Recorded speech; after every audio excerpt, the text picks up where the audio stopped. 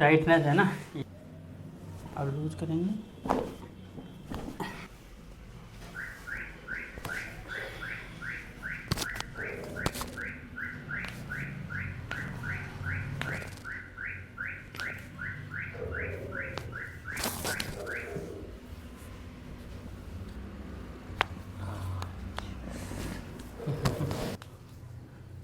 Fruit तो मैं खाता ही नहीं।